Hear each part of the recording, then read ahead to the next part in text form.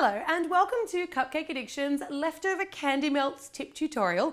In this tutorial, I'm just going to be showing you a few things that you can do with your leftover candy melts. I get a lot of questions about this, and obviously I use a lot of different colors and varieties and amounts of candy melts doing all of these tutorials for you guys. So I'm always looking for inventive ways to make sure that I'm not wasting anything.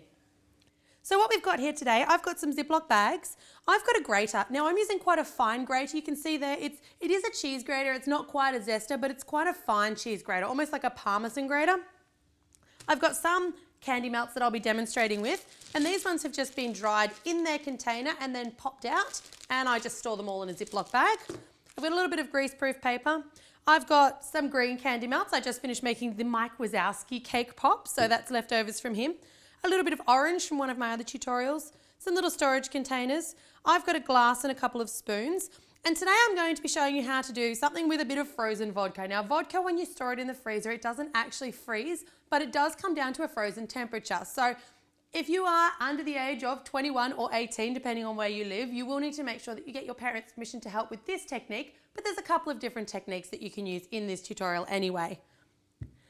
So what I want to talk to you about with your candy melts is storage. If you leave your candy melts sitting in a cup like this, exposed to air, they will start to go off and you won't notice it. You'll put them in the microwave or you'll try to melt them back down and they'll be really thick and really hard to work with. And look, candy melts especially are not the easiest to work with at the best of times. So you don't want to give them any other reason to thicken up or to get any thicker and chunkier to work with. So always make sure that you either cover that in plastic wrap or store them in a Ziploc bag. So what I always do with my candy melts when I'm finished with them is I just take a standard Ziploc bag and I just spoon the candy melts in. So all those candy melts that you've been using. I also use my containers an awful lot with all of these videos, so I can't afford to have heaps and heaps of containers with candy melts in them. So what you want to do here is just to flatten them out. If you do dry them in one big chunk like this, it means when you go to melt them back down, it's actually really problematic and they won't melt evenly. If you push them down into your bag, let all of the air out and then just seal it up, that's actually going to dry like almost a sheet of candy melt.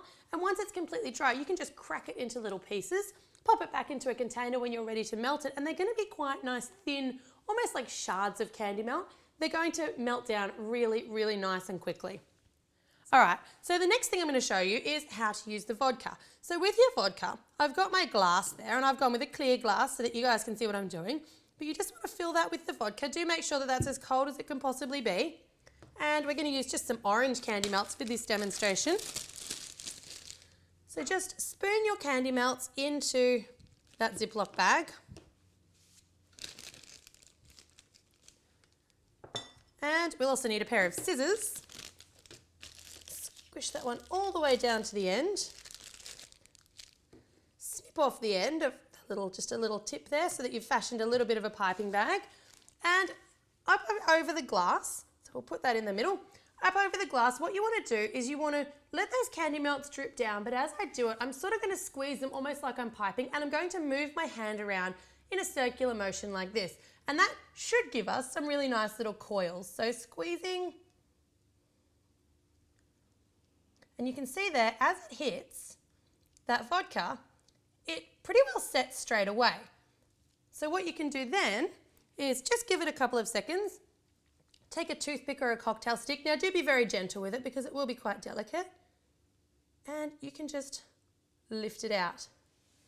So these are great for a variety of different things, but it's just another neat little decoration that you can make with leftover candy melts. And you can take those and you can store them in one of your little containers for when you need them. Now that vodka, all is not lost with that vodka. You can put that back into the vodka bottle and you can still drink it. It's not going to change the flavour of the vodka at all. All right, so the last thing that I want to show you how to do with your candy melts today is making them into sprinkles. Now I love this because for me, sprinkles are the bane of my existence. I want to make something and I'll think, oh, I don't have sprinkles in the same shade of chocolate or the same shade of candy or whatever it is that I'm using. And I cannot believe after, 7 or 8 years of decorating that this didn't come to me sooner.